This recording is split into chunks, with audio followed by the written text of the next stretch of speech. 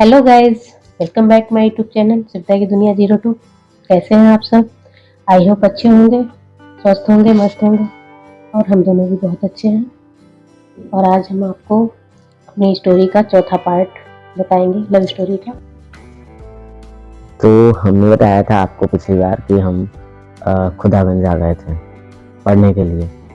अब क्या हुआ कि जहाँ ये रहती थी वहीं हमने भी रूम ले रखा था, मतलब इन्होंने दिला रखा था हमें रूम। फिर हमारे यहाँ मम्मी और इन लोगों ने डिसाइड किया हम लोग एक अलग रूम ले लेते हैं और हमारी बहन जो है हमारे साथ रह लेंगी, ठीक हमसे बड़ी वाली बहन जिनका नाम मनोज है।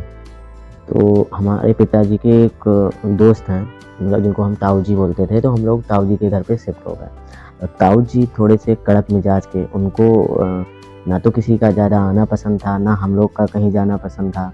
तो वो अपनी जगह ठीक थे। अगर हमारे पिताजी भी होते तो वो भी शायद उनका भी वही रवैया होता, तो वही रवैया उनका था हम लोग के साथ। तो मम्मी का तो कम ही मतलब गाँव भी चली जाती थी, लेकिन जो हमसे ठीक बड़ी बहन थी वो हमारे साथ रहती थी। अब इनका आना जाना, अब तो ये अपने घर पे और हम लोग अलग शिफ्ट हो गए। तो फिर आए दिन दिक्कत, कभी मेरी बहन भी मुझे छोड़ के आती थी रिक्शे से, कभी ये छोड़ के आती थी। और इन्होंने भी वो स्कूल में पढ़ाना शुरू कर दिया था ना तुमने।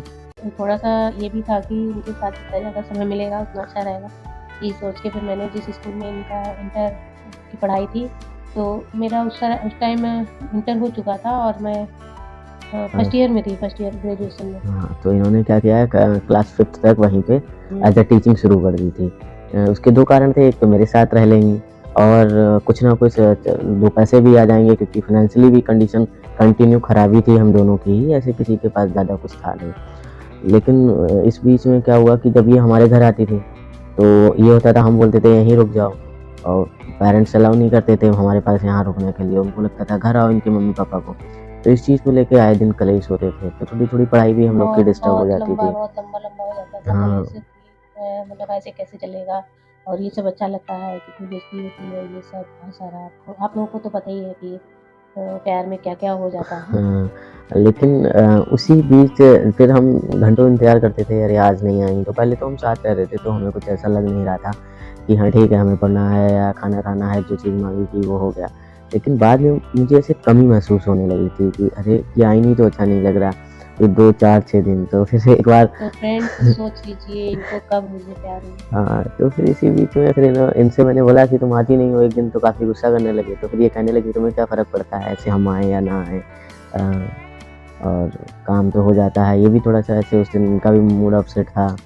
तो फिर मैंने उस दिन इनको बोला था, मैंने कहा मुझे अब जब तक तुम आ नहीं जाती हो तुम्हें देख नहीं लेते हैं, ऐसे मेरा मुँह, मतलब मुझे कुछ भी काम करने का मन ही नहीं करता है। स्कूल जाएँगे तो वहाँ पढ़ने का मन नहीं लगेगा। बहुत बहुत अच्छा लगता था जब ये सब बोले जाते थे। लेकिन मैं कभी ये एक्सेप्ट नहीं करता था कि मुझे ऐसे प्यार हो गया। मुझे बस ये लग रहा था कि मुझे अच्छा नहीं लगता है, बस आ जाया करो।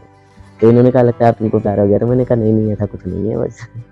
वैसे तो फ्रेंड्स इनके ऊपर मरने वाले बहुत हाँ, हाँ, स्कूल के आए टाइम दिन पे हम लोगों के झगड़े इसी बात को लेके होते थे कि कहीं किसी लड़की से बात करना, कहीं किसी लड़की से, कोई इनको फ़ोन पे बात कर रहा है, कोई कुछ करके, तो इनका ये सब बहुत रहता था। तो मेरा मतलब लड़ाई बहुत होती थी। ये सब अफ़वाहें हैं, ऐसा कुछ है नहीं।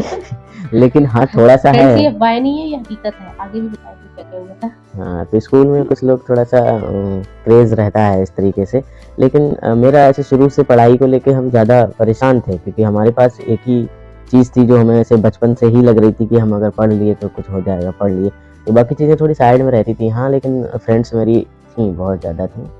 मतलब सारे के सारे लोगों से बातचीत करना वो सबको बहुत पसंद था, और तो हमारे बीच में कलेश भी बहुत होते थे।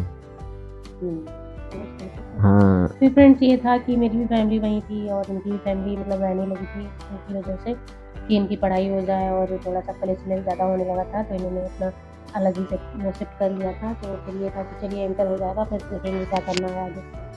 फिर मुझे भी, मैं अपने घर में मम्मी से, पापा से, सबसे अपना डेली का ही था कि मुझे औरत के साथ ही रहना है और मुझे शादी नहीं करनी है। इसी बीच पापा ने मेरी शादी का भी 1-2 जगह वो कर दिया था कि हाँ, शादी करनी है, तो एक लोग आए भी थे देखने के लिए।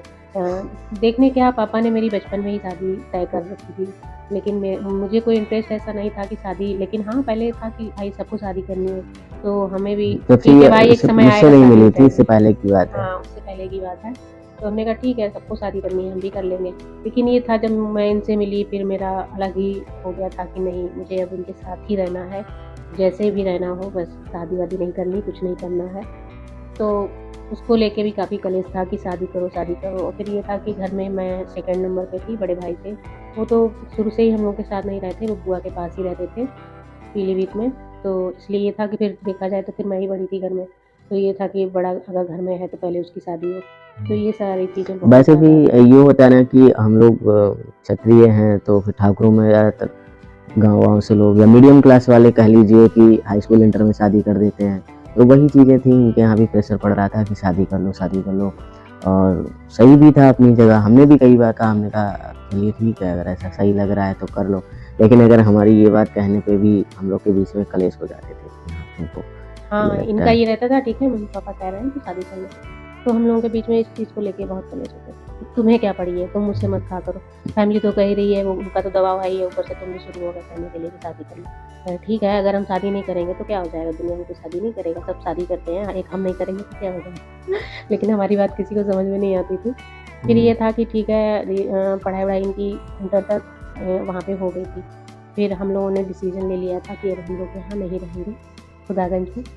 हम लोग खुदागंज से बाहर निकलते हैं, कुछ अलग ही दुनिया बनाते हैं अपनी, और लोगों का क्या है, बातें करेंगे। कुछ दिन मम्मी-पापा हैं, धीरे-धीरे अपने सब अपने हैं, एक दिन भूल जाएँगे और अब यहाँ एक्सेप्ट कर लेंगे। अब यहाँ से भी एक अलग लड़ाई शुरू हो गई थी, स्ट्रगल शुरू हो गया था, कुछ भी कह लो कि बाहर निकलना। कहीं न कहीं हमारी फैमिली में भी ये था कि अरे बाहर जाके कहाँ पढ़ोगे, कैसे क्या? मम्मी को लग रहा था, वो थोड़ा परेशान थी कि तुम दोनों लोग, इनके यहाँ की अलग परेशानी ये थी कि ये मतलब इनको जाने ही नहीं देंगे, मतलब शादी करनी है, अब तुम बाहर जाओगी ये।